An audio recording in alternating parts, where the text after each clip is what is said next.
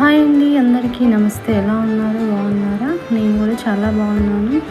So ఈరోజు video ఏంటంటే, ఇది మా అమ్మ వాళ్ళ ఊర్లో అయితే జరిగింది పండగ. కాటమయ్య పండుగని గౌడ్స్ మాత్రమే జరుపుకుంటారు.